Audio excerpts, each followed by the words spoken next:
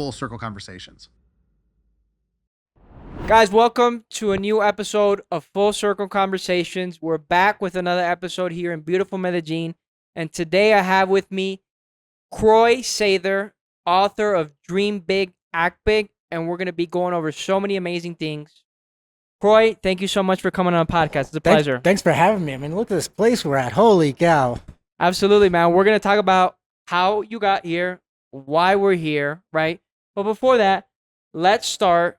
Where are you from, and what were you doing before you became a coach, an author, a high-performance coach? Walk me through your background. I was born in New York, just outside of New York City, in the suburbs of Westchester. Was school, regular life, regular family.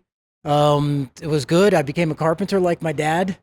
And, because my dad was a carpenter, my brothers were carpenters, my uncles were carpenters, so what did I become? Carpenter. A carpenter too. There you go. And it was a good life. I enjoyed it. It made me good money, had a good life, but there was something, I wanted something else. I knew there was something more. Right. And I just didn't know what at that time. And what were you in charge of? Like, what were you doing? Like, what sort of, are you with houses, buildings?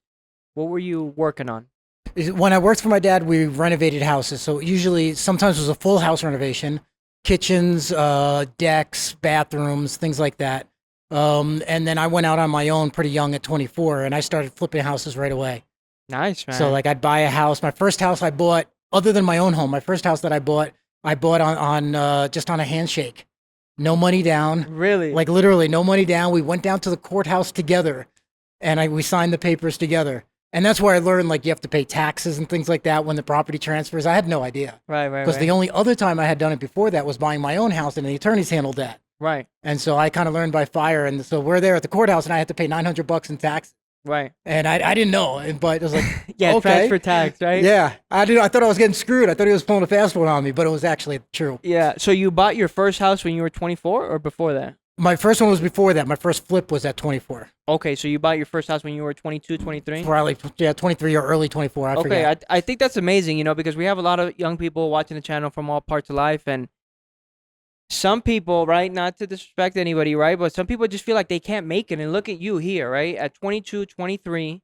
You don't see that nowadays, right? Times have really changed, but from just hard work, right, being with your family, you're able to buy your own house, right, so to say, the old American dream, right? So I just want to point that out because that's an accomplishment in and of itself, So you were driven, and so then you started buying houses, right? After that? Well, my first one was a foreclosure. It was a great big Federalist Victorian, looked like the White House, literally. Great big, huge white columns, but it was dilapidated. I mean, this house was just trashed, and so I had to renovate the whole thing. So I'd work for other people during the day renovating their homes, and then I'd come home and work for 8 hours on my own.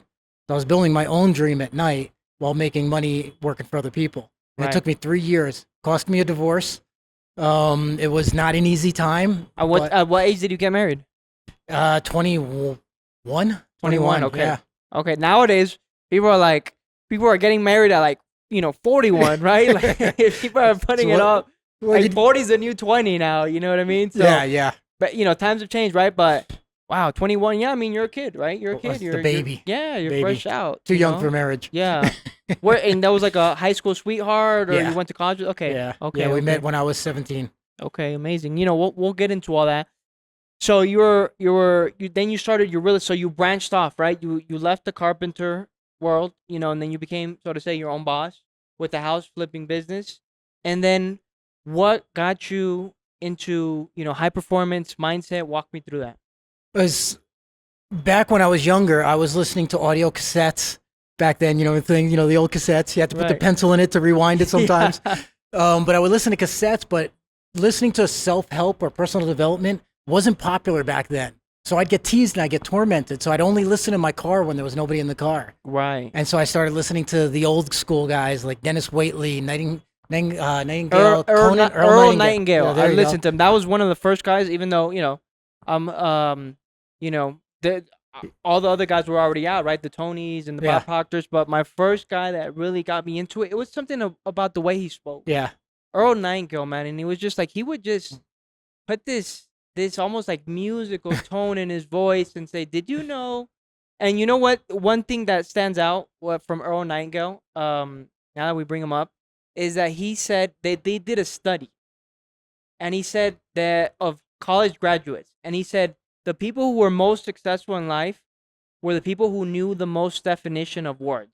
Like Hmm. that stood out for me. Like the people who knew what more words meant, like dictionary wise, made it more successful in life. I was just Okay. curious thing that I wanted to point out. But so you're with the old school guys, So, yeah. well, I started with the grandfathers of personal development, and that started changing the way I thought. I wasn't thinking like the poor kid that I grew up as anymore, not so much. And these other ideas were coming to mind. And one thing I kept hearing over and over, whether it was the grandfathers of personal help or the newer guys, it was always some version of what would you do if you knew you would succeed. And so I'd ask myself that over and over, but I didn't know what it was at the time. I'm still building homes, but I had this idea. I wanted something else. Yeah, just take all the fear off the table, take all the risk off the table, and what would you do if you could succeed? I mean, that's still a Yeah. valid question today. For everybody. Yeah, for everybody. I love that. So And that made you think. that made me think and look for options. And I've always been a go-getter. I've always been a hustler because I had Right. no choice. I had to buy my own first car, Right. put myself through college at night. It took me 15 years to graduate, Yeah. but I put myself through college. So I had to get, if anything, if I wanted it, I had to get it for myself because my parents just didn't have the money back then. Yeah. Great parents, great life, but they just, they were just scraping by. Like most of us. Yeah, especially back then. I mean, that was the normal life back then for the Right. most part.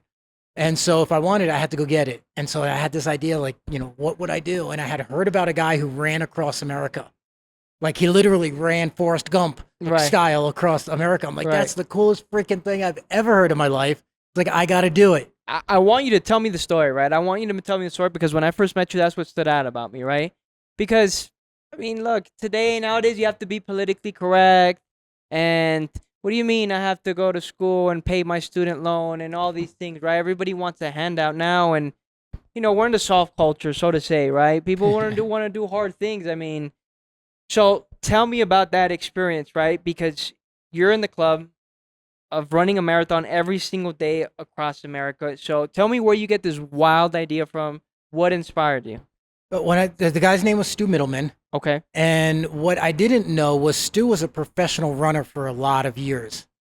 When I had heard this story about him running across America, I wasn't a runner. Right. So I only had 1 year of training before I'm running a marathon a day for 100 consecutive days. That's wild. So from California to New York, I was running 26 miles a day without a day off, without a break. And I was also speaking every morning because at that point I was starting to transition to a speaking career. I wanted to become a speaker. Okay. I had seen Tony Robbins on stage and all these other guys that were speaking at that time that were popular. And I was at a Tony event. I was looking up and I was like, that's what I want to do. So I was a carpenter. I didn't know what I wanted to do and I didn't know what my big goal was. And they both came to me pretty much at the same time. That's amazing. So I was going to run across America and I was going to speak like Tony. Even though Tony's, like this big guy. I've met him a couple times. He's monstrously big. Right. But that's what I wanted to do. So every morning I'd speak. I'd give a full inspirational presentation. Okay. And then I'd go run a marathon. Who were you speaking to? Just like business people or anybody that would show up, or who were you speaking to? No, these were at-risk groups. Okay. Addiction centers, homeless shelters, United Way, halfway houses, wounded warriors, people who are in transition, needing motivation, usually needing inspiration to rise above whatever circumstance they were in. Right. Like a lot of people end up in a difficult place. And these guys just happen to be in a very difficult place. Absolutely, man. Those are the people that most need help, and there's always ways out. I mean, it's how your thinking controls your environment, right? For a lot of people, it stops. They let their environment control their thinking. Exactly. So that's why they're always stuck in the loop. But if you can really change your thinking, you can go anywhere you want to go. So you were speaking to him in the morning, and then around what time would you start running then? Like right after that? Well, it depends on the day. So I would speak in the morning. Then I'd maybe have a podcast or be on the news or something, some sort of media often. Not every day, but often. But every day I was speaking and every day I was running a marathon. So I would often start at about 4 o'clock and then however long it would take me. My shortest day was 4 hours and roughly 30 minutes. And my longest day was 8 hours, 9 hours, depending on the mountains and how my body felt. Because it wasn't easy. That is brutal. So how long did it take you? Was that a whole year, or how long was that from a marathon a day until you made it from California to New York? 100 days. 100 days. 100 That's days good, without man. a day off. That's a good pace. No days off. No days off. No injuries.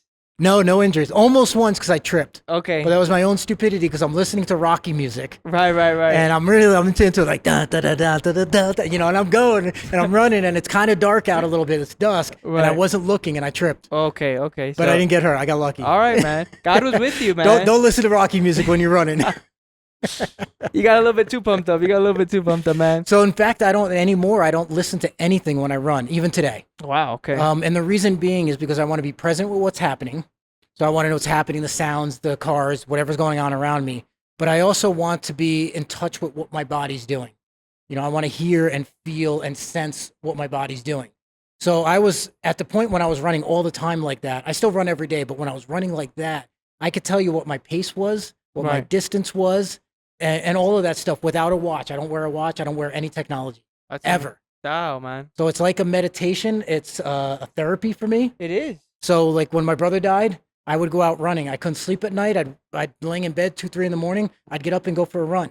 Wow. When I went through a divorce, same thing. I'd get up and I'd go for a run when I couldn't sleep. And that was therapy. That's a powerful message, man. I think a lot of people need to hear that because everybody finds a way to be able to cope with whatever they're going on, whether it's pain, whether it's sorrow, whether it's shame, whether it's guilt, whether it's a whole bunch of other different emotions, right, that take away your energy. So you took those emotions that drain your energy and you went and you say, no, I'm going to protect my energy. I'm going to go run. And I think that's a powerful message because a lot of people turn to negative things. Absolutely. Wow, man, that's amazing. Turn to food, to drugs, to sex, to whatever. And when you should be turning into yourself and doing something. So depression often can be cured or mitigated at least through exercise. That could be a very powerful way to help get you out of being, maybe not clinical depression, although maybe, but when you're not feeling good, you're feeling down, life's beating you up, go to the gym, go exercise, go for a run, go for a walk, go skiing, go whatever you like to do. Do something physical because your physiology will change with exercise. And it's one of the most powerful ways for self-therapy there can be. Meditation's another one, and there's other ways too. But everybody should be exercising most every single day. Everybody. Absolutely, hands down, man. everybody. That's I try and get my team in the gym, right? I encourage everybody, my guys. That's been one thing with me, right? I grew up with sports. As I got older in age, I did more and more activity. But that's one thing that's always been there in the lows, in the mediums, in the highs, at my worst. Like I always had that to go to, and thank God, looking back, I've been able to get out whatever I was in, and exercise and sports and training was always part of it, and it was, like you said, a meditation and a way to get your body moving, to change your state of being, man. I love that.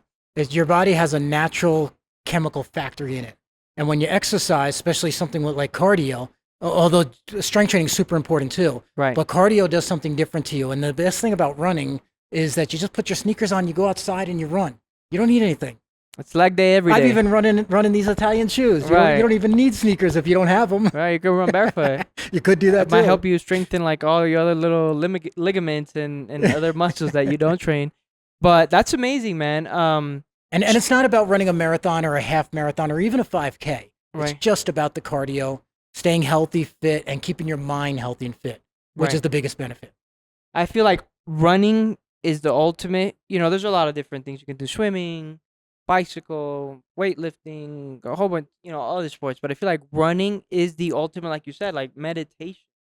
Like when you're in that flow, when you want to give up, like you got to take the next breath. Like, I've run, not crazy distances like you, right? But, when you're doing 5 miles, 6 miles, that's still challenging, right? But I'm just like, I just focus on the next breath. Like, you can't think about your problems. You can't think about your worries. You can't think about this person. Like, you're just focused.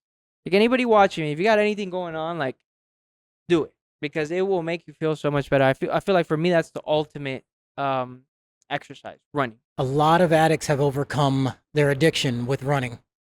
A lot of them, especially the ultra-distance runners. Like drug addicts, alcoholics, and they've overcome it with running. They've replaced their bad habit with a healthy habit of running. That's true. It's amazing. I know a lot of guys like this. A lot of guys. So did you ever feel like quitting? Like throughout those 100 days, man? Because there's some days that you just don't want to do it. We've all been there. A lot of I can't say every day, Right. but a lot of the days, because it was painful and it was brutal. Yeah, Because I only physically. had 1 year of training. So I wasn't an athlete. I wasn't really a couch potato, but I wasn't active. Right. I was just working. I was just a regular everyday guy, Yeah. just as super normal as you get. And then I started training, and so I only had 1 year of training. So my first several weeks was a continuation of my training. Right. And so I was breaking down and breaking down every day. And so on day 21, my body shut down. Wow. And I had 5 more miles to go. I'm in Las Cruces, New Mexico, and I'm sitting on the street corner, just like sitting on the curb. And I'm Yeah. resting for a few minutes. I get up, I walk a little bit, my body shuts down. I have to sit down again. It took me 4 hours to finish the last 5 miles. Wow. That should have only taken me an hour 20 minutes. Right. And Right. it took Right. me 4 hours. I get back to my RV, I crash, I fall asleep. 5 hours later, I wake up and I'm doing the same thing. Wow. And interesting, that morning I was actually speaking to a real estate group. Okay. It was the one of the only regular adult groups that I spoke to. Yeah. I yeah, think I yeah. spoke to 3. Everybody else was an at-risk audience, but that was a real estate group that morning. That's amazing, man. And so, I wake up the next day, and the next few weeks, it's the same thing. Yeah. What I didn't realize at the time, while my body was breaking down, I couldn't feel it. I felt like it was getting worse and worse, and I wasn't sure if I was going to finish. Wasn't sure if I could finish. Right. But what was happening that I realized later is my body was actually getting stronger. I just didn't know it yet. Yeah. And it wasn't until a few weeks later on day 54 that I realized consciously that I became aware that my body was getting stronger and stronger and stronger. And when I looked back at it, that's exactly what was happening.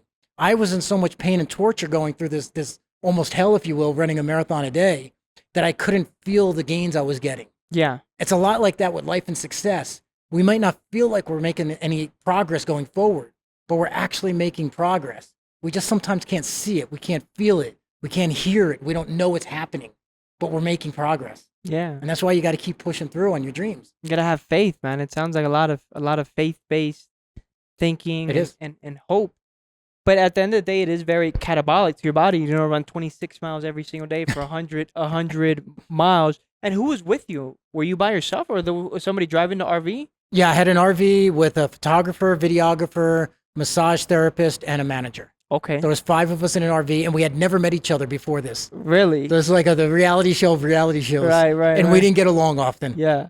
This was after you were done, your career with the real estate, with the flipping and all that, right? Yeah. You had some money, because it sounds like Yeah, you this was expensive. yeah, you need money to have all those people. Yeah. You know what I mean? For 100 days, right? This was self-sponsored. Self-sponsored, man. it was Dude, respect to you, man. I'm gonna be honest. 180 grand. Wow. Yeah. It's a big investment in yourself. It is a big investment in yourself, and not only that, like, you're spending 180 grand. Okay, cool. I'm not going on a vacation. I'm not buying a nice car.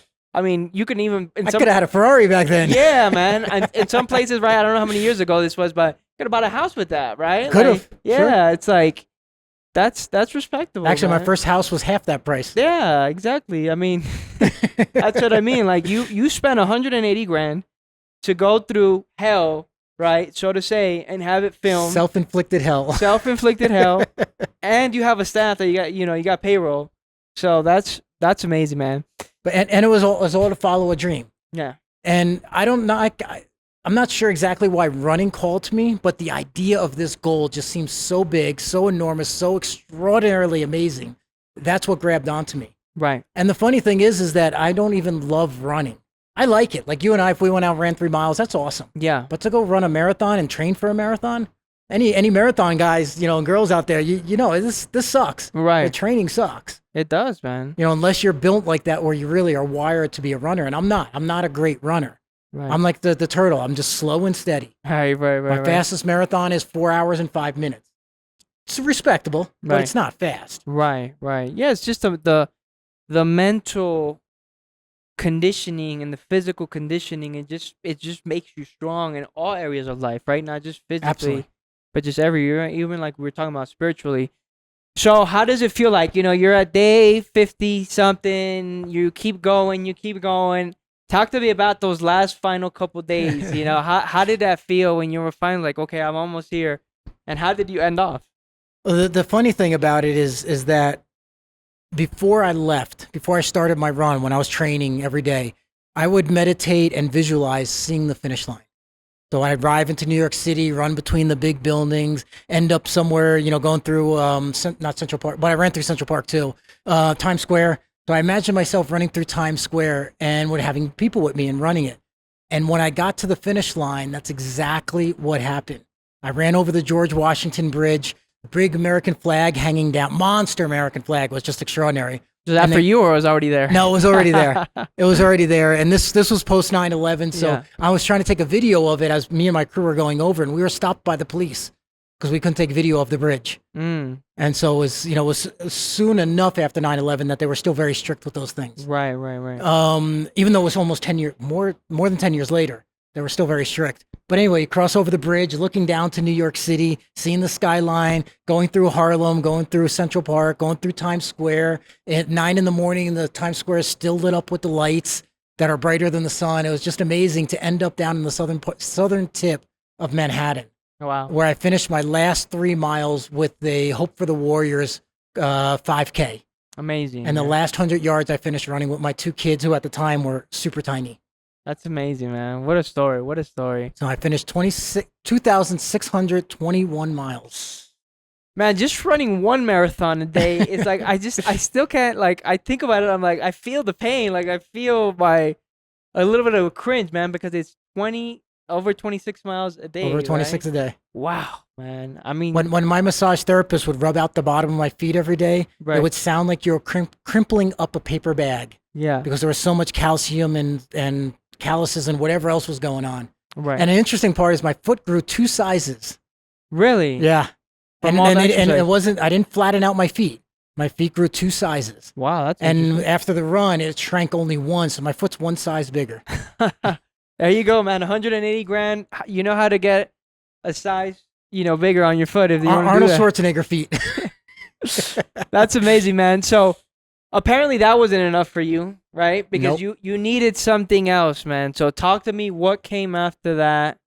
We were talking about off camera, but what's a world record that you hold?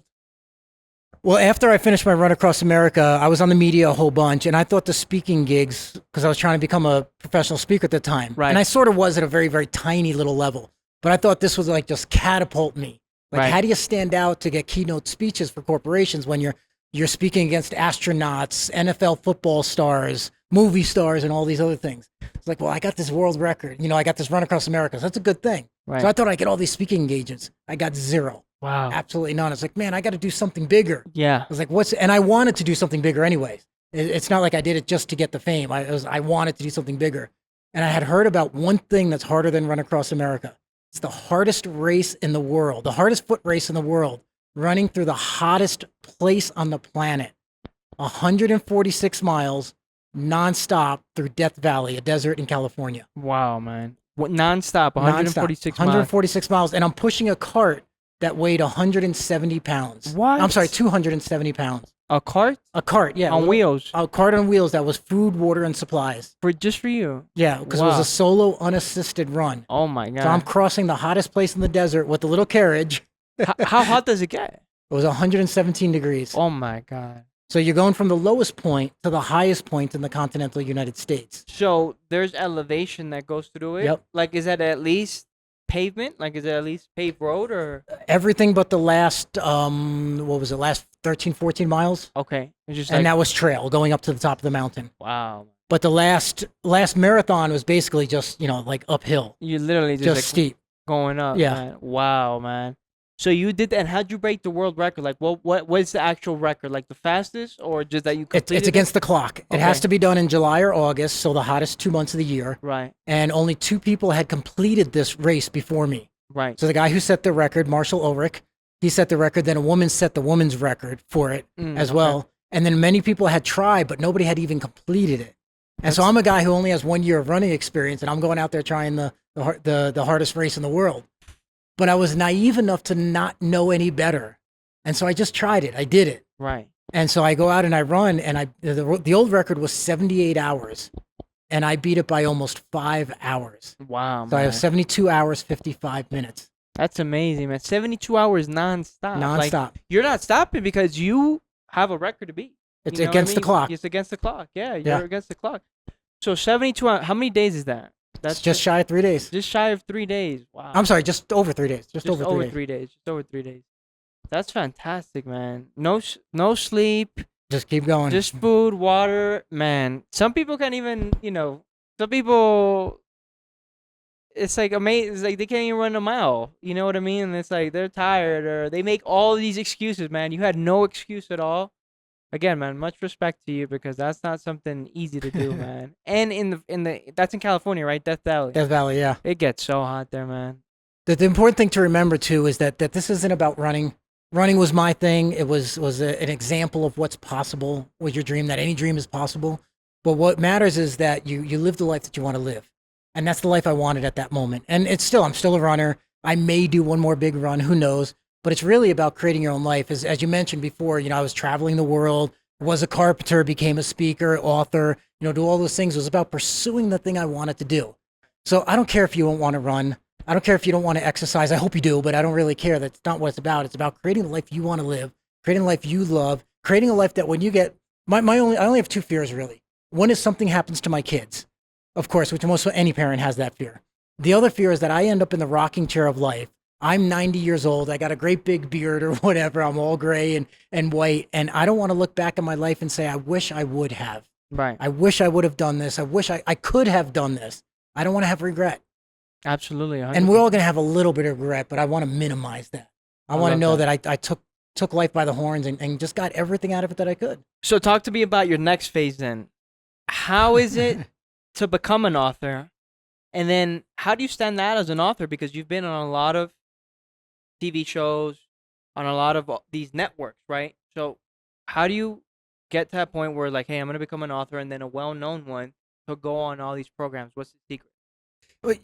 There's two fairly easy, well, I can't say easy. There's basically two paths. And neither of them are easy. They're hard. Right. But you have to do something extraordinary and then write about it. Or you have to write about something that's going to help people's lives. And I guess you could go the fiction route too, but if we're talking nonfiction. Right. And if you're a fiction writer, then you got to be a great writer. Harry Potter. That's the first there one you that comes go. to mind. So there are a lot of authors that have written about, they either have great knowledge or have written about great things. And that's one way to do it, or you have an experience and you share. But either way, it really comes down to you have to write a good book, obviously. And it doesn't even have to be an extraordinary book. It's just got to be a really good, solid book. But then it always comes down to marketing. It's about marketing. Can you get out there? Can you be on podcasts? Go on speaking tours? My favorite story about this and what keeps me motivated when I've been struggling through the journey. Right. And still, there's ups and downs. So sometimes, you're not, it's not always a journey up. Sometimes it's a journey up and you get knocked back down the mountain. You got to run back up the mountain. Absolutely. But I remember the story of Jack Canfield, and I met him. We had dinner one night. We had a bottle of wine and we had dinner one night. He's one of the most extraordinary human souls I've ever met. And this is one of the most wealthiest authors on the planet ever. The guy who wrote Chicken Soup for the Souls. Okay. And that whole empire. Yes. And so billions. You met him, yeah, that's amazing. Like millions and millions of copies sold. I think it might even be a billion copies sold. I'm not sure. Yeah. But a ton of books. And so we're in there, we're drinking a red bottle of wine, and we're having a blast. And he's telling me the story about how he got going.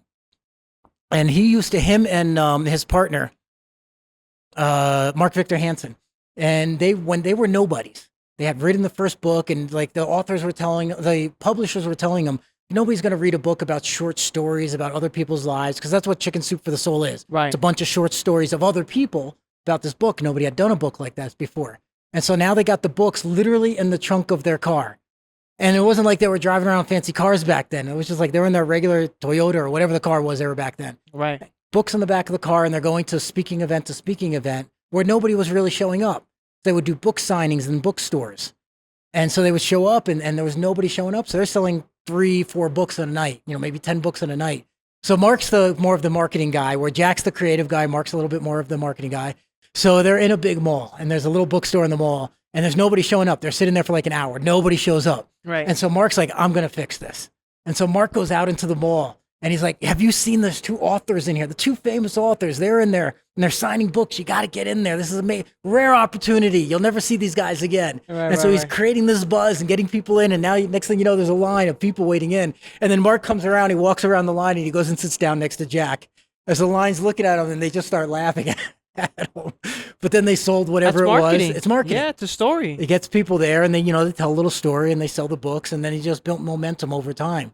But it was a long time they were selling books out of the trunk of their car. And now that's, other than Harry Potter, one of the best-selling books of all time. I read it, when I was like 10 or Hmm. 11. I can think about, uh, they got it for the soul, for the teenagers, For for the everybody kids, now. for everybody. So what was the concept behind that? Like, why was this so successful? Because you obviously met them and saw them from, where they were at to where they went. But what do you think the key factor was there? Marketing, obviously, but were they, because I don't quite remember, were they fiction or were they real life?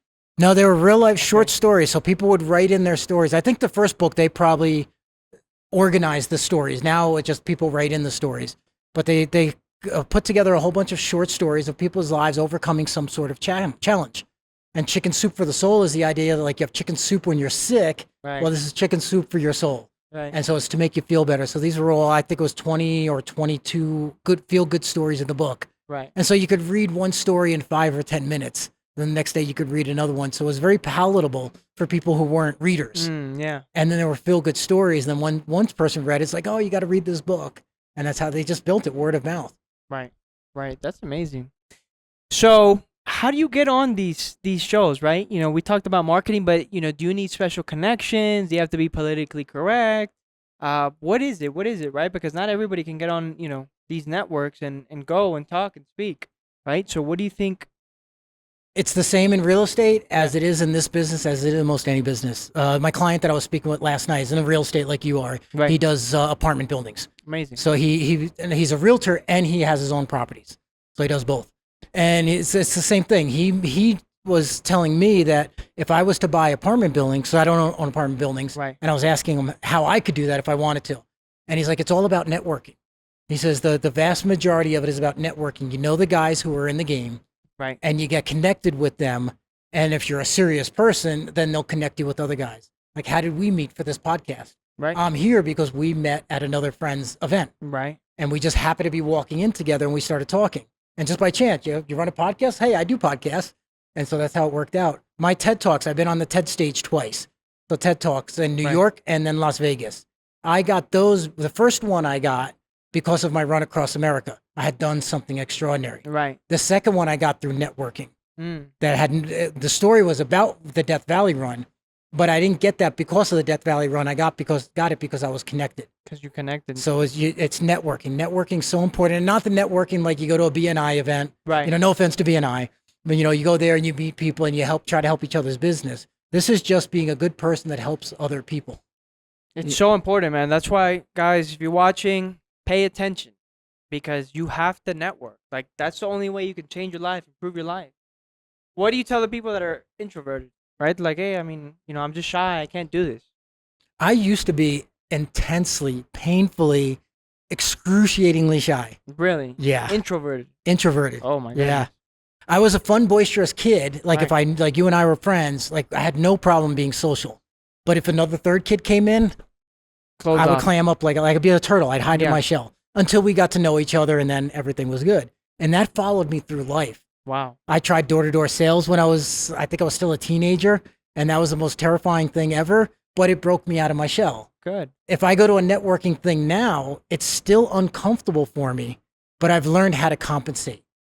So how can you compensate? Yeah. Sometimes it's really awkward. I just I'll walk up to people, and if it's in between conversation, I'll introduce myself. If they're having a conversation, I'll stand there until either they say hi to me or I can introduce myself. Yeah. And sometimes you're standing there, you look like an idiot. And then finally they're like, "Who are you?" And it's awkward, but then once you Yeah. start talking, then it's all good. I was the same way, man. Yeah, you just got to get out there, just the action of doing it. You do it so many times. It's like the running, right? You got better and better and better at it. I love that. It's the same thing, the guy wants to go up to speak to a girl, and it's the same thing. How do you overcome that fear?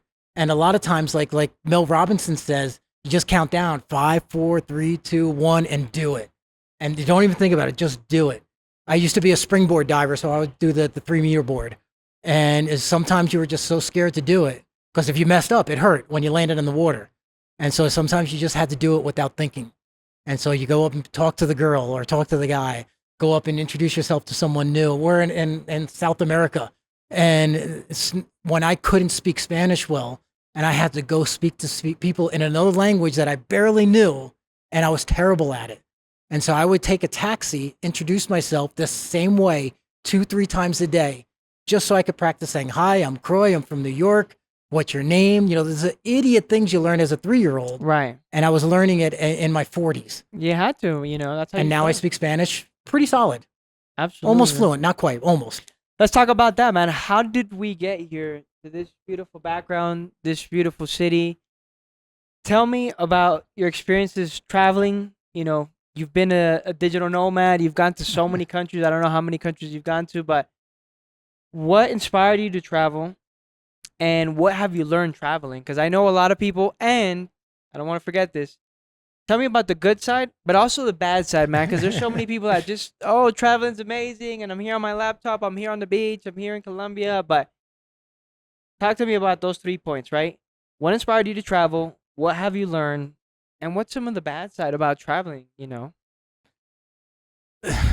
What kind of forced my hand a little bit. I was married twice. So I was married once when I was 21, then I got married again later on. And that second one didn't work out. And mostly my fault because of my personality being Right. the adventurer, entrepreneur and stuff. Right. It isn't terribly conducive to a marriage. And I didn't know how to be a good husband. Right. And I've learned a lot of lessons through these experiences. But at that point, right after the divorce, I had moved out on my own, and then I was in my own apartment. I wasn't quite a speaker yet, and I had run across America, but I wasn't really making enough money yet. Right. And You I couldn't. spent it with the crew. I literally spent my life savings. Yeah. At least all the cash version of it. Right. But then it was like, well, I can't really afford to stay in my apartment. And I didn't want to downgrade to like a shitty apartment. So I'm like, shit, I'm just going to go drive around America. And so that was my first trip I ever took like that, and nomadic, if you will. Mm-hmm. And I couch surfed for 3 months. And at that point, I was really well connected. I wasn't making good money, but I was really well connected. And so everywhere I traveled, I would stay with a different friend or a stranger who knew me through my books or my podcast or whatever. Wow. They knew me, and they was like, hey, come stay with me. So I was able to live for 3 months without spending virtually any money. They fed me, they put me up, the whole thing. And I didn't tell anybody I was broke. Yeah. I did it. It was like, oh, this is a good adventure. And I didn't tell anybody I was broke. But I had met a girl online through a Tony Robbins group. Okay. So a self-help group. And we had met online, but she lived in Costa Rica. Oh, okay. So I took a detour while I was driving. I left my car parked somewhere. I don't even remember. And I Some left apartment building. Yeah. somebody's house probably. I don't know. And so I flew to Costa Rica. Okay. And so I was going back and forth. We dated for 7 months. And in the end, it didn't work out. But it was my first time living abroad. And I was like, oh my God, this is amazing. I didn't realize I grew up in the bubble that America is the only place to live. It's the only amazing country. There are no other amazing places. Everything else is inferior to us. It's so wild. It's a very American thing to think. The best country in the world, America first, right? And it is true, but at the end of the day, there is another world out there. It's true to an extent, but it's not true in the sense it's the only amazing place. There are many Correct. amazing countries. Correct. They're very different, but they're amazing. And sometimes amazing in different ways, sometimes even better. There are better things in other countries than culturally than we have in the U.S. Things that we've lost sight of that we used to be awesome at, but we've kind of lost our way in some things, like family values. You go outside of the U.S., family values are still so important. Connection, community, being nice, being friendly, helping your neighbor. These are things we don't have as strongly anymore in the U.S. We're the empire of the world in terms of economics. There's very few places that can compete with us in that. A few can, but very few. Yeah. We're in that sense we're number one in a way, but in a lot of senses we're lacking a little bit. Absolutely, and more awareness, consciousness, spirituality. I feel like these things, even talking about relationships and marriage, because marriage can be hard as well. What do they say? 50% of marriages end in divorce. Financial literacy, like we're still lacking a lot. But at the end of the day, like you said, it's very advanced in other things. Yeah. And so I lived on and off in Costa Rica. I loved it. Costa Rica is one of the most biologically beautiful and diverse countries in the world. I think it's number 2, if I remember correctly. Amazing. And then that started my journey of traveling. So I finished my tour around the country. And then I was like, well, now what? And then I just started traveling, because I work from my laptop. So I started the digital laptop lifestyle. Yeah. And so I lived in Asia, I lived in Mexico, lived all over Asia, lived in Mexico, was in Italy for a while. I had bounced around parts of South America, and I ended up here in Colombia. And when I came here in Colombia, before I drove into the city, I fell in love with it because of the energy here. Talk Just to me about that. Yeah, I I'd love to. literally I got off the plane and I just felt at home. I didn't know anybody. I didn't speak any Spanish, like hardly any Spanish. Right, I know a handful of words. And I just felt the energy. And then when you drive into the city, and that was before the tunnel, so you had to right, drive through that windy road, right, and you right. see the city. And the city is spectacular. It's a valley city with red and white buildings in the edge of a semi-tropical rainforest. And there are macaws here, and their big bird just flew by in the background. And it's just all this amazing biodiversity. And the diversity of the Colombian people is extraordinary. You think Colombians are just Latinos. They're just one type of Latino, but it's not true. Right. This is the New York City of Latin America in the sense that there's so much diversity and culture in Colombia. You have the stereotypical Paisa, lighter skin Colombians, beautiful, beautiful people, inside and out. Yes. But then you have the costeñas, which are the coastal people who are Right. very, very dark. Right. Then you got the ones from Bogota that are much more business and official, like New Yorkers. Exactly. Then you got the ones from Cali who are the dancers. Yes. And they're a different physical shape, a little Yes. darker in color, Yes. slightly darker. And their accents different, and the accents are very different. Absolutely. And so just there's so much, it's just so amazing. So I grew up in a very narrow-minded mindset. And traveling the world, you realize that we're all humans. We all want the same thing. We all want to have a family. We want to have some level of safety. We want to have some level of food and security and money. And we want to be happy. And that's all we want. And we want to know we have a meaning in life. And that's universal through every single place I've been, whether they speak English or not, is irrelevant. I love that, man. I love that energy that you talk about here in Colombia. I feel the same way. Like you could just, we were talking about this offline, you know, how the people that live here are amazing, right? The birds, the nature, everything. But on top of all that, right? Medellin has become a place where a lot of successful. Shh, don't tell anybody. Shh, don't visit. You will not like it. Colombia is terrible. Don't visit. It's dangerous. You might get kidnapped. Yeah, you'll get kidnapped. Don't come. Don't come. So, and that used to happen, right? That was a reality before, right? And Not too many years ago. yeah, I mean, right where we're at, the most famous person in Colombia, Pablo Escobar, was, a couple yards away from us, right? So there was a different story, but now the story's so different, right? And you can find successful people like you and I, and all these masterminds and these groups we're part of, where it's like it's become somewhere where like high level entrepreneurs come. That's one side of it, and obviously, there's a dark side, right? But now tell me about the bad side about traveling, right? Because the things that no one talks about, that no one brings up, right? What are some things that you've encountered, right? Because sometimes it's not all fun, it's not all joy, right? So what have you gone through in your travels? What have you learned? Well, you'll deal with the lost luggage sometimes and planes that get canceled or you miss it. I was one time sitting in the airport, I'm working on my laptop, not paying attention, right in front of the gate. And the plane came and left without me, and I didn't even realize it because I'm just working. Oh my I'm God. sitting right in front of the gate, Right. and I still missed it. Everybody's getting on the plane. I'm focused. I got my head down. I'm not even listening to music or anything. Right. I'm just head down focused, and I totally missed it. I zoned out into my work. Right. And I missed, so, stuff like that happens. It's exhausting traveling, Mhm. especially the way I was traveling for a while, which was a new place every 2, 3, 4 days, Wow. sometimes every day. Wow. Like every day I was moving. I traveled traveled to Colombia that way on a motorcycle. I took a few weeks and I traveled most of Colombia by motorcycle. Amazing. And so every night I was in a new place. And so when you're traveling like that, even if you're in a place for a few weeks, how do you get enough work done and see the place and have fun and meet people? And then they ask you out and you go party. And if you get into that party scene, like a lot of guys do who come down here to Colombia, Right. they come down here because this is a big party city too. Yeah. And it's one of the negatives as well. It's a Exactly. great place, but there's also some dark side to it. But you come down here, you meet guys, you have fun. Things are less expensive here. And so you go through that party phase, and almost every entrepreneur does that. So your first year or 2 year, you're not going to get much done. Right. And or here or anywhere else when you're traveling, because you're going to want to, when I was living in Asia, I wanted to see all the Buddhist temples. I'm probably more Buddhist than anything else. And so I wanted to see the Buddhist temples. I wanted to learn. I wanted to meet the monks, and I wanted to get really involved with that.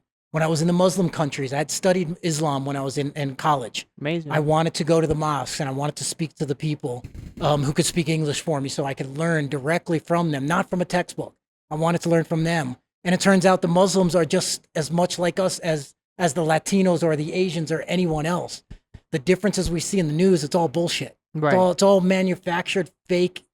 The politics aside, Fake yeah, there's media. problems there going on in politics. They're after power, they're after money, they're after control.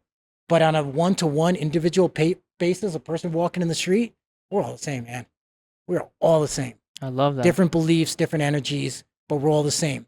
And I don't vibe with everybody. There's cultures I just don't vibe with. It's just not my thing. Right. But it doesn't mean they're any less or any better than me. They're just different. Yeah. And there's nothing wrong with that. Traveling has allowed you to experience that, what you like, what you don't like, lessons, joys, and, like you said, it could be exhausting. It could be challenging too. And I would tell people, what helped me was get plugged in, guys, right? Find people you can network with, do things with, do activities with, because at the end of the day, sometimes it could be lonely too. Even me, right? I mean, I didn't come from far, right? I came from Miami.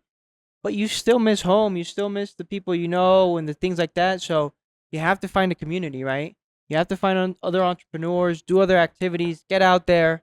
And for me, the experience was a lot better once I started doing that 100%. And be with the local people too, because at the end of the day, wherever you go, because I see some people, right? I mean, I like to carry myself as a gentleman, but I see people come and, they're disrespectful or ungrateful or complaining and this and that.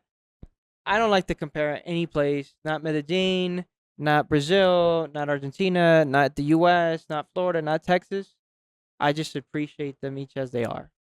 When you get involved with the cultures and you realize how people live, and even when the people are very poor, and there's a lot of that in Colombia and Latin America and a lot of the world, you realize that when you can be happy with nothing and you could be a good person, when I say nothing, when I just getting by, just Right. enough money to live.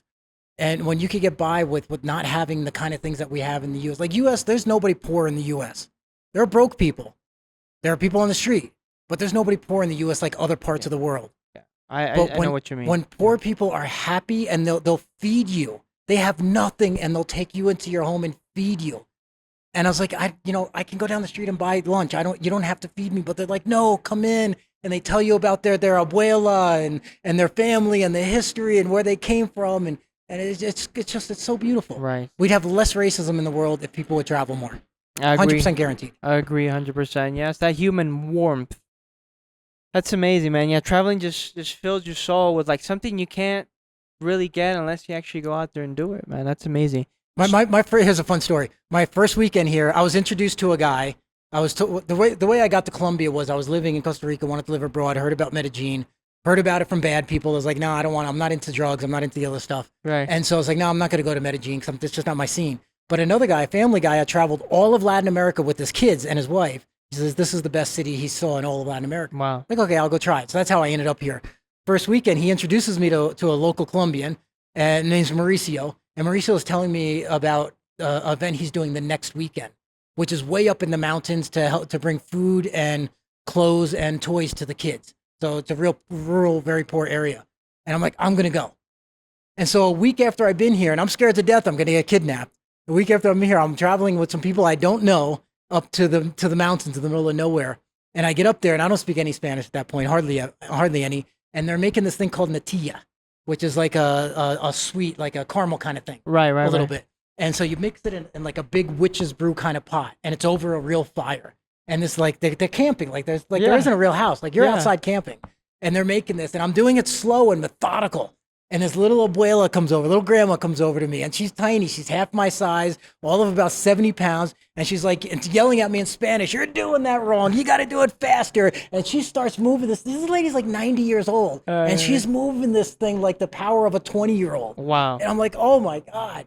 And so I was like, okay, I'll do it like you do it. And I still wasn't doing it strong enough. He's yelling at it, get out of the way. Let me take over. And that's how I learned how to cook that. Yeah. And stayed them for the 3 days. And it was one of the most amazing experiences I've ever had. And I was the first non-Colombian they had ever met. That's amazing. So you were the first. I was the first non-Colombian that group of people I'd ever met. Yeah, get out. So it was getting basically kind of like into the very rural areas that they don't travel outside of their zone. They're farmers. And, they grow, I'm not sure what to call it, but, they have the animals. Livestock. Yeah, livestock. Yeah. And so, like, they live off the land, literally. That's amazing. Yeah, go out and experience, like, what it is to be in the culture. Like I think that's the ultimate experience. So I love that, man. More people should go out there and do that as well. So talk to me now what you've learned, working with all your clients, right? These high performers, these high achievers, what's something that they all have in common and that, even us, the people watching, high performers, what should we look out for, man, that maybe we don't have our attention on? Because when you don't have any money or when you don't have any resources or when you're on the come up, man, the first thing you want to do is just like, you're just focused on money. Like, I need to get money. I need to hustle, the business, the assets. But once you get there, it sounds so cliche. You realize money's great. I don't talk down on money, knock on wood, we all need money for everything, right? All these resources. Then you find out there's so much more to life than just the money once you have it. There's when people have made it, and especially when they haven't struggled, and they'll say money's not important, and bullshit. Money's important. Money's very important. And they say your money won't buy you happiness. That's also bullshit. It will buy you a lot of happiness. 100%. It may not buy you the happiness in your relationship, but it takes all the stresses out of your relationship. When you're struggling to pay the bills, that's very hard on a marriage, and that's one of the main reasons for divorce. Is for financial stress or stress in general, which is related to stress, which is related to money, which is related to all the other things. And so getting out of that survival mode is sometimes the hardest place. And I've been there a couple of times. We were talking off scene. I was millions upside down during the 2008 crash, and I almost lost everything, including the house I built for me and my family, and that they still live there. And I almost lost even that. But luckily I got out of it because a mentor told me, just get out, get out, get out. And so I sold everything in a fire sale. I lost money, but I didn't lose everything. Right.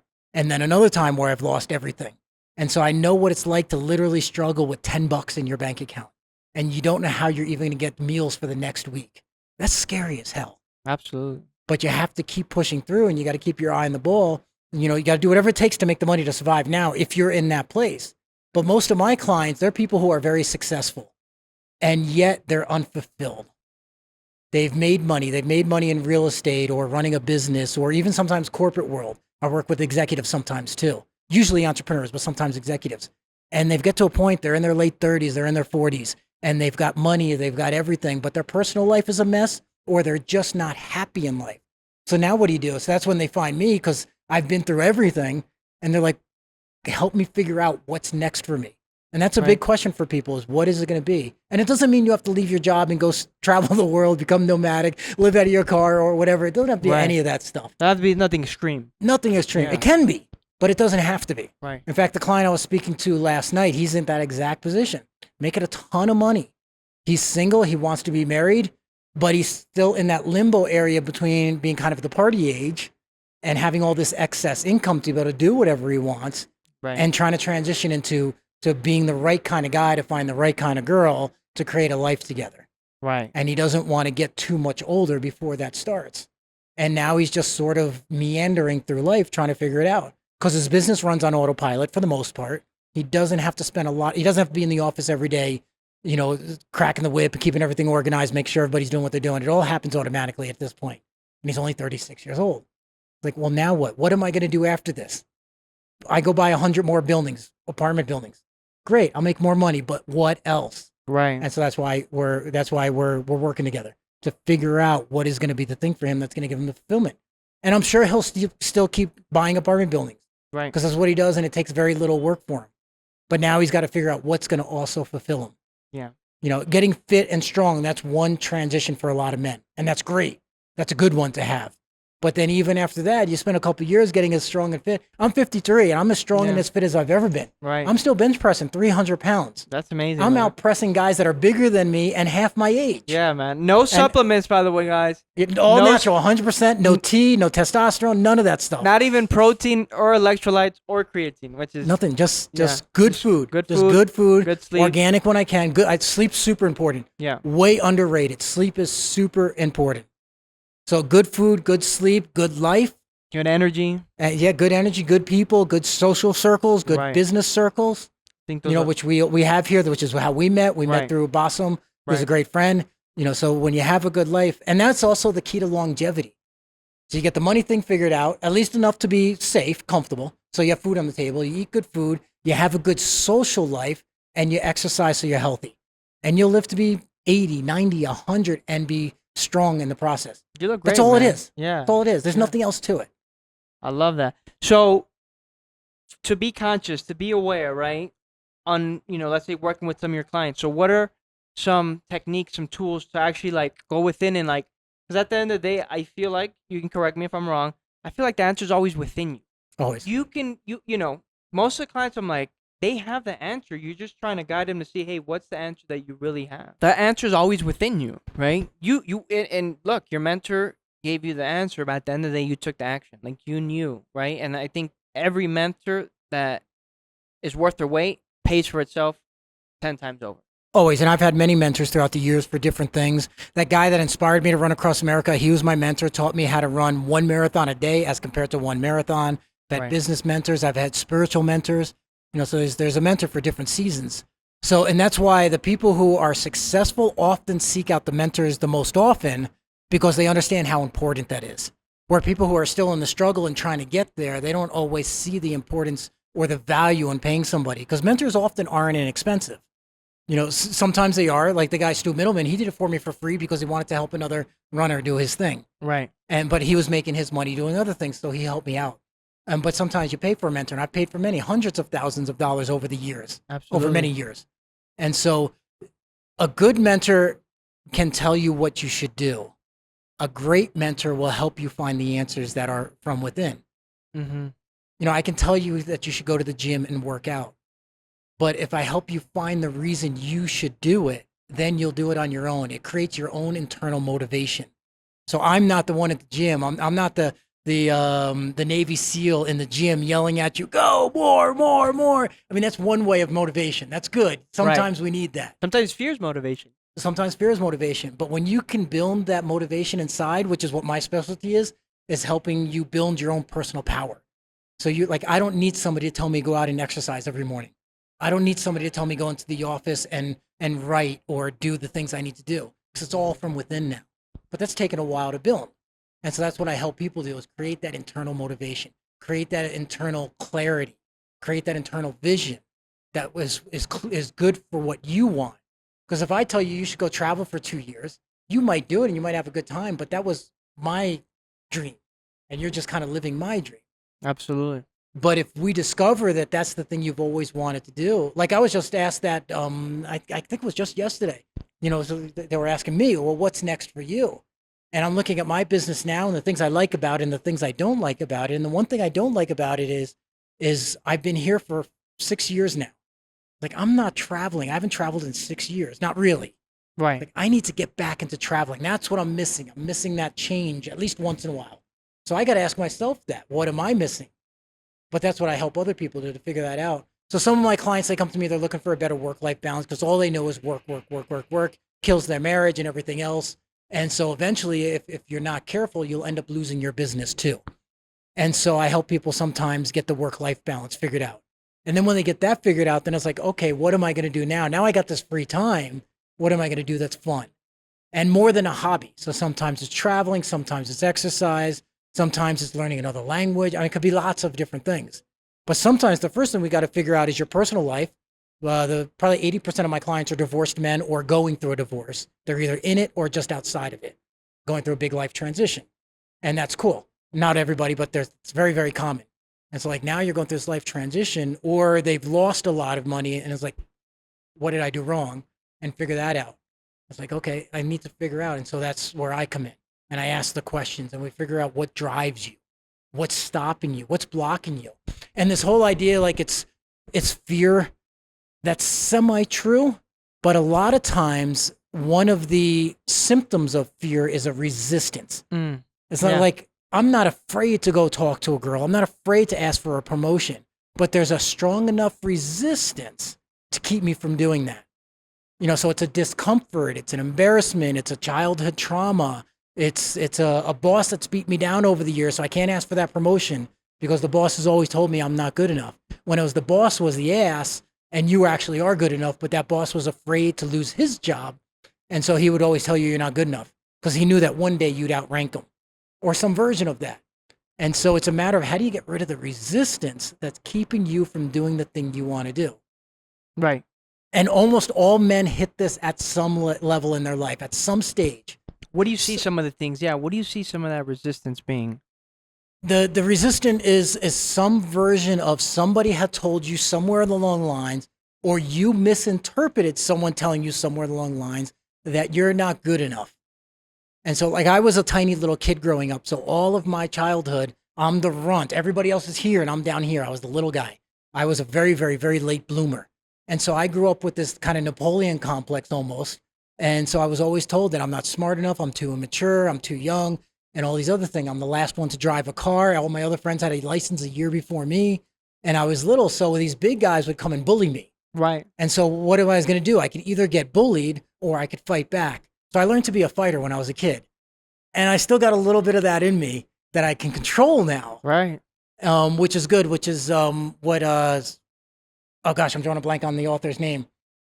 It'll come to me in a second. But he talks about it's a person who doesn't fight isn't the better man. It's the man who can fight who doesn't and has control of it. That is the better man. Right. And so I've had to spend most of my life learning how to learn that nuance. But as a child, I had to learn how to fight to protect myself because I was getting beat on by kids that were twice my size. But then you go to work and you have people that tell you that you don't do the job well enough. And these are bosses and managers that just don't know how to be a good boss and manager. You know, a sales consultant, like you're selling cars, for an example, or you're selling real estate. You may be an awesome sales rep, but they make you manager and you have no idea how to manage. And so you can be a really good salesperson, but a really bad sales manager. It happens all the time. And so that bad sales manager is now going to beat on the other people verbally because he doesn't know how to be a better manager. Whereas in comparison, when I was a paramedic and I worked volunteer paramedic and I worked for my local fire department EMS, when we would finish a call, I learned this from one of the senior paramedics. We would finish the call, John Pendergast, beautiful soul, big guy. And he was paid in the fire department and he also volunteered with us. And every time after we finished a call, he'd guide us through the call, especially us newer guys. He'd guide us through the call. And at the end of the call, he'd say kind of the, what was that movie star's name? Columbo. I don't know if you remember Columbo, if you've seen the reruns. The detective. The detective. Yes. He would be like, he'd be walking out the door. Oh, hey, by the way. Well, John Pendergast would do the same thing. He'd be walking out, we'd all walking out the store. So say, hey guys, by the way, you did a really good job today. Thank you for spending so much time with me. And you did this right, and you did this right, and you did this right. Never told us what we did wrong, only told us what we did right. Now, he might pull us to the side and correct us if it was something that was important, but he would only tell us what we did right to help us grow. That's a true leader. I love that, man. I need to do more of that. Absolutely. We all need to do more of it. Especially if you're a parent. You'll learn this when you're a parent one day. Yeah. That's one of the hardest things as being a parent is not say, no, you're doing it wrong. You did that wrong. You messed up there. You effed up there. We do it to our spouses. Yeah. We do it in our relationships. We do it to our siblings. We do it to our families. We're, especially in the American culture, we're very quick to criticize. Yes. Especially lately, the last 5 or 10 years, we've become very quick to criticize. And with social media and everybody being keyboard warriors, or keyword cowards is probably a better phrase, right? Online saying all this nasty stuff. So what I'll do with something like that, I've learned this over the years, I'll start writing something and I'll get into that mindset like, I can't believe this idiot's doing this thing. And that's what I'm thinking on the keyboard. And before I send it, I'll delete it. Because my negative comment is not going to help anybody. Absolutely. It makes me feel better in the moment, makes me feel superior, but I'm not superior. I'm different, but I'm not superior. And if I write that, I'm coming from a place of superiority. Not from a place of understanding, not from a place of helping, not from a place of making everyone better. And when you step back and take a second, you treat your relationships as a parent, as a spouse, as a son, as a daughter. If you treat every person in the street, as example, I'm in line in Las Vegas. I'm at a speaking gig, and this is where they fly you in. I'm getting paid tens of thousands of dollars to speak for an hour. And I get in late, a little bit late because the plane flies in, had a little meet and greet, met everybody, and I didn't get a chance to eat because everybody's asking me questions. And so I'm meeting with all the top brass of that company, huge insurance company, one of the biggest companies in the world. And so I'm speaking to all the head honchos. And so I don't get a chance to eat. So I have to, after this event, it's late at night, I'm going off into the strip. And so I have to find something quick because I need to get to sleep because I need to wake up early in the morning for this event. Right. So I go to Nathan's. I go to a fast food joint because it was the quickest thing that I could find to eat something to go there. And I'm sitting there and I could feel the energy of the guy behind me. I don't look at him, I don't see him, but I could feel his energy. And so finally I had to turn around. I was like, what is it with this guy? I got to look at this guy. And it was a homeless guy. And he's counting his money in his hand. He's looking at his money. He had a few coins in his hand. So he's looking at his money. He's just like, scraping the coins, counting them, looking up at the menu, scraping his coins, looking up at the menu. He never talked to me. And I never said anything, but I'm watching him out of the corner of his eyes and I see what he's doing, trying to figure out if he can buy any food at all. And if he can, what can he afford? So I look at him, I'm watching him, I'm seeing him go through this process, and I introduced myself and he introduced himself. He was from the South, but living in Vegas. So he talked with that beautiful Southern drawl and that Southern hospitality. And he called me Mr. Croix. Yeah. And so he says, Mr. Croix, I'm just trying to figure out if I can buy anything. So I'm like, would you do me the honor, let me buy you dinner? Mr. Croix, would you really let me buy you dinner? I said, yeah, absolutely. I don't want to buy you dinner. I want to buy you dinner and let's have a conversation. Let's go sit down and talk. Really? Nobody's ever done that for me. Not in many, many years. Right. Why would you do that? Why not? Right. Let's go eat. So we go up and order, and he orders everything off the menu. Like, it's like I got like this one meal, and he's got like all this food. He's like eating enough for a feast. week. Yeah. He's gonna feast for a week, and I just laugh. It's just because it's $50 or whatever it was. I'm like, it's nothing. Right. And so we sit down at a table, and we're sitting there. We're just getting to know each other. He tells me he comes from Louisiana. He ended up coming here trying to find work.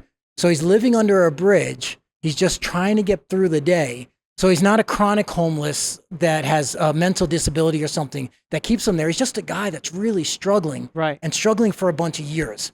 And he just can't figure out how to get out of this pattern that he's in. And so we're sitting there, we're getting to know each other. And he tells me, he says, Mr. Croix, the other day I'm reading in the newspaper, this young guy, 26 years old, goes up the stratosphere, which is one of those big buildings, looks like a spaceship. Right. So he climbs up the stratosphere, climbs over the fence, and he jumps to his death. He has a wife and a baby. He says, I don't understand it, Mr. Croix. This man has everything. He's got the job. He's got a beautiful wife. He's got a baby. And he goes and commits suicide. Why would somebody do that when they have everything? I'm living under a bridge. I have nothing. And every morning I wake up and I thank God for one more day to try to get it right. I love that. And so I learned one of the most valuable lessons I've learned in my whole life from a homeless man. Yeah. We all have value and power. And it was because I spent a moment to get to know him. Yes, yeah, man. That's amazing, man. That's beautiful. And just gratefulness and gratitude, it's the ultimate form of, really valuing the future, really valuing the present, really valuing your past, everything that got you to that present moment, man. And who knows if the guy figured it out or not. Andy Andrews, an author, a brilliant writer too. He was living under a bridge for, I forget how many months, but he lived under a bridge because he went through a tough time. And then he figured it out, and now he's a famous author. And he's a super smart guy. Very, very smart guy. He's seven habits of success or something like that. I forget. Yeah. And just brilliant. But everybody sometimes goes through a hard place, or they seem like they have everything, and yet they have the one thing that they need the most. The self-acceptance, the self-love, the mission, the purpose, the understanding of the meaning of life. And so sometimes the clients that come and find me, that's what they're looking for. They've got the money figured out, but everything else is kind of a little bit of a mix-up. I love that. I love that. Figure that out. Yeah, Croix, you're doing God's work. You're working through God, and what you're doing is fantastic. So this has been amazing, Croix. For the people watching, for the people listening to this, wherever they may be, if they want to connect with you, right? If they want to work with you, learn more about you, or, they might be just coming down to Medellin and want to connect with someone high level like yourself, all the above, where can they find you? Let people know, because this has been fantastic, man. And I'm sure we're going to do a lot more things together. I mean, at least a workout. I know we're going to work it out in some time, we're both going to be traveling, but we'll figure it out, right? But for the people watching, where can they get connected with you? Well, I'm on all the social medias through my name, Croix Saither, which isn't the easiest to spell. But you can go to unstoppablemorning.com, and that's where I have a free program where you could get in. You could get some of my trainings for free. And if you want to connect to me for coaching or something like that, there's always a way to connect to me. Just answer any email or find me on social media, send me a message. Croix Saither. Okay, we're going to leave everything down in the comments below. Any last words, Croix? Any recommendation for the people watching to improve their life, maybe a book or something that you've done in your life that has made a meaningful impact that someone could go in, implement, piece of information, something they could do today to just feel better, overall. Just know that we all go through poop. We all have moments, and sometimes worse than the other. Right. We didn't even talk about, I was in a coma for 4 days. I was in a bad accident. I've been broke twice. Wow. And so we all go through things. And a lot of people way worse than me, sometimes way less than me, but we all go through something. We all have times, and never give up. Just keep pushing through. And you got to find a reason to figure out how to get back to the top. Find a reason. Find a reason Stay to get hungry. to the top. Yeah, you got to be hungry. I mean, that's sometimes, if you can stay hungry, that's great. But sometimes it's just a matter of finding something to hold on to that will get you through that.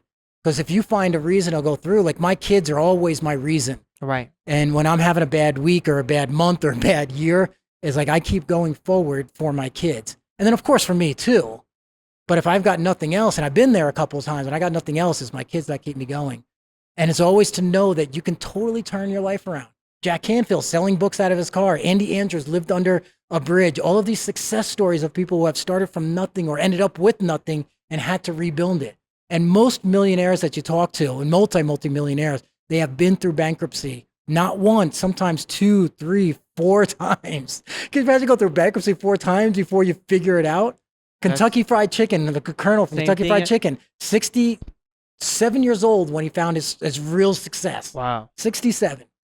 So there's always time to be success. And if you're at the top financially and your life is a mess, then go find somebody to help you get that figured out. Because there's nothing worse than being financially successful, but still feeling like a failure. You're not a failure, but feeling like you're a failure. Right. That's just as bad as losing everything. I love that, Croix, man. Very inspirational. Thank you so much, man, for being on the podcast. It's been a pleasure. Till next time, guys. God bless. Ciao.